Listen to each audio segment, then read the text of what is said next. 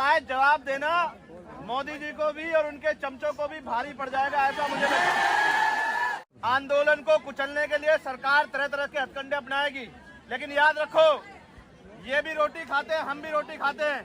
हम किसी भी कीमत पे अपने आंदोलन को पीछे हटने नहीं देंगे। तो फिर हमें अपनी ताकत दिखाने के हम पे बहुत सारे तरीके आते हैं। हमने ये ताकत जामा मस्जिद पे भी दिखाई है, हमने ये ताकत सतगुरु रविदास जी महाराज के जब गुरु घर टूटा उसमें भी दिखाई है, हमने ये आदत अभी 21 तारीख को भी दिखाई थी। और अगर दोबारा दिल्ली उस ताकत को देखना चाहती है तो दिल्ली का स्वागत। कि अपमानित होके सौदा करके बहन बेटियां यहाँ नौकरी करना चाहती, इस व्यवस्था को हम लोग डायनामाइट लगा के उड़ा देंगे अगर किसका दिमाग खराब हो गया। दम है तेरे दमन में कितना, सरफरोशी की तमन्ना हमारे दिल में है, देखना है जोर कितना आज़ुएगा दिल में है। और वक्त आने पे बता देंगे तुझे आसमां, हम अभी से क्या बताएं क्या हमारे दिल में। जय भीम। देखो, आज की ये आंदोलन जो लंबा चल रहा है, हम तो शारीरिक रूप से उस तरह सब लोग शामिल नहीं हुए, लेकिन जितने लोग पहले दिन से इस आंदोलन को आगे बढ़ा रहे हैं, मैं उन सब भाइयों का बहनों का धन्यवाद देता हूं। आशुतोष भाई, वीर सिंह जी, नेहा, मनोज जी, बाल मुकुंद जी, संजीव तोमर जी, महमूद भाई और आज की हमारी नेता। और मैं तो इसको मना कर रहा हूँ, नौकरी वोकरी के चक्कर में मत पड़ो। नहीं, न्याय तो मिल ही जाएगा। न्याय देने वाले हाथ अपने मजबूत करो। मैं तो इससे कहूंगा,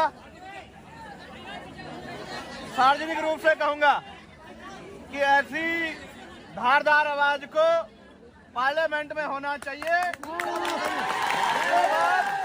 जो बात वो सड़क से इतनी मजबूरी उठा सकते अगर पार्लियामेंट में होगी तो शायद जवाब देना मोदी जी को भी और उनके चमचों को भी भारी पड़ जाएगा, ऐसा मुझे लगता है। मैं उनकी हर बात से सहमत हूँ, हर मांग से सहमत हूँ।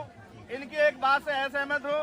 इन्होंने कहा कि हम जमीन पे बैठ के उनसे बात करेंगे। हम नहीं बैठेंगे जमीन पे, हम बैठेंगे कुर्सी पे। इस कुर्सी पे बैठने का अधिकार इस संविधान ने हमें दिया है, क्योंकि ये वकील है, अनुशासित है, इसलिए हमें कोशिश करते हैं कि हमारे आंदोलन को कोई परेशानी ना हो। ये सच है। आंदोलन को कुचलने के लिए सरकार तरह तरह के हथकंडे अपनाएगी, लेकिन याद रखो, ये भी रोटी खाते हैं, हम भी रोटी खाते हैं। हम किसी भी कीमत पे अपने आंदोलन को पीछे हटने नहीं देंगे। दूसरी बात, मैंने एक मांग की थी कि जो लोग सड़क पे हैं उनको आने दिया जाए। मेरा ऐसा विश्वास है कि हमारी बात को सुना गया होगा। अब हम जो आगे की हमारी तैयारी है, हम लोग उस पर चलेंगे। और फिर आपसे कह रहा हूँ, एक दिन में कोई लड़ाई नहीं जीती जाती, कोई लड़ाई नहीं। अभी तो आप ये चाहते हो कि वो गिरफ्तार हो जाएं, अभी तो उनको सजा मिलेगी। अभी लड़ाई बहुत लंबी है। हमारे लोग एक बार में सोच रहे थे कि लड़ाई खत्म हो गई। अभी आपको कई बार अपनी ताकत का प्रदर्शन करना पड़ेगा। और मैं एक और छोटी बात कहता हूँ, छोटी इसलिए कह रहा हूँ क्योंकि बड़ी बात कह के कुछ होता नहीं है। अगर आज से काम नहीं चलेगा तो फिर हमें अपनी ताकत दिखाने के हम पे बहुत सारे तरीके आते हैं। हमने ये ताकत जामा मस्जिद पे भी दिखाई है, हमने ये ताकत सतगुरु रविदास जी महाराज के जब गुरु घर टूटा उसमें भी दिखाई है, हमने ये आदत अभी 21 तारीख को भी दिखाई थी। और अगर दोबारा दिल्ली उस ताकत को देखना चाहती है तो दिल्ली का स्वागत, दोनों हाथ से स्वागत है। इतिहास गवाह है, जिस दिन हम दिल्ली आते हैं ताकत से, उस दिन के बाद दिल्ली में अच्छों के दांत खट्टे हो जाते हैं। मैंने इसको मना किया कि मैं घोषणा नहीं करूंगा, वरना यूनिवर्सिटी की हो जाएगी छुट्टी और धारा लग जाएगी 144 और दिल्ली में मना हो जाएगा कि भाई कुछ नहीं करना। अभी तो सिर्फ ये बताने के लिए है कि इसको देखो, असल लड़ाई उस दिन है। ये तो लड़ी रही है, बोल भी रही है, और भाई सब लोग इसके साथ है, भीम आर्मी बीएसएफ के लोग भी साथ हैं, लेकिन इसके आंसू नहीं देख पाया मैं। देखो, सच बात ये, बहनों को रोते हुए देखना ये मेरे बस की बात नहीं है। जब ये उस दिन रोई ना तो ऐसा लगा कि क्या कर दें। और हिमांशु जानते हैं इस बात को, मैंने 1 तारीख को कहा था हिमांशु से कि एक दिन का मैं समय निकाल के आता हूँ, लोकसभा से चलेंगे, लेकिन उससे पहले ही सब गड़बड़ हो गया। देखो, वो बहुत तेज है, हमारे फोन सुन रहे हैं महमूद भाई, उनको पता लग जाता है कि कब हम क्या करने वाले, इसलिए पहले तैयारी कर लेते हैं। उन्होंने आंदोलन कुचला इसलिए उसको हटाए, इसलिए चोरी डकैती इसलिए की कि आंदोलन पड़ा पड़ा पत्थर ताकतवर हो जाता है। ये तो जिंदा लोग का आंदोलन है। तो मेरा विश्वास है कि आंदोलन वहीं चलेगा, पूरे जोर शोर से चलेगा और आंदोलन जीतेगा भी, क्योंकि सबसे बड़ी ताकत हमारे पास संविधान है। इस संविधान के जरिए हम उनको सजा भी कराएंगे और जो 25,000 वैकेंसियां बैकलॉग बाकी है उसको पूरा भी कराएंगे। और यूनिवर्सिटियों में जो एक और बात बताई, तथ्यों के साथ रितु ने कहा कि मेरे पे जानकारी है कि अपमानित होके सौदा करके बहन बेटियां यहाँ नौकरी करना चाहती, इस व्यवस्था को हम लोग डायनामाइट लगा के उड़ा देंगे अगर किसका दिमाग खराब हो गया। हम दिखावे के लिए नहीं करते हैं कि हम बहन बेटियों का सम्मान करते हैं। हम भाजपा आरएसएस के लोग की तरह नहीं है।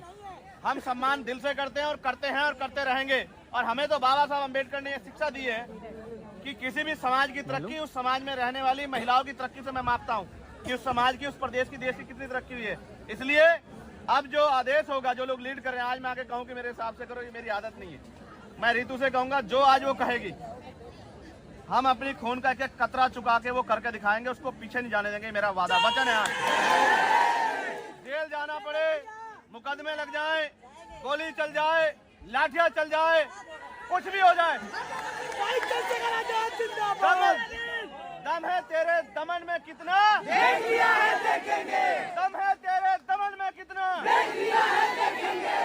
सरफरोशी की तमन्ना अब हमारे दिल में है, देखना है जोर कितना आज़ुए का दिल में है। और वक्त आने पे बता देंगे तुझे आसमां, हम अभी से क्या बताएं क्या हमारे दिल में है। दिल में जिस दिन ताकत होगी, दिल में क्या है वो तो बताएंगे, करके दिखाएंगे। लेकिन अभी तो लड़ेंगे। नहीं, एक मिनट, एक आग्रह है, आंदोलन तब कामयाब होता है जब वो अनुशासित होता है। आगे चलेंगी बहनें, कौन चलेगा आगे? और बहनों से 3 फीट की दूरी बना के चलेंगे हम लोग। अगर कोई शक्ल दिखाने, फोटो खिंचवाने, माइक के आगे खड़ा होने आया है, अलग बात है। अगर कोई मदद करने आया तो फिर अनुशासन में चलना। ऐसा नहीं कि भाग भाग के आगे जाओ। वो इस बात से आइडिया लगा लेंगे कि ये जिम्मेदार लोग नहीं है। जिम्मेदार बनो, नहीं बनोगे कुचले जाओगे।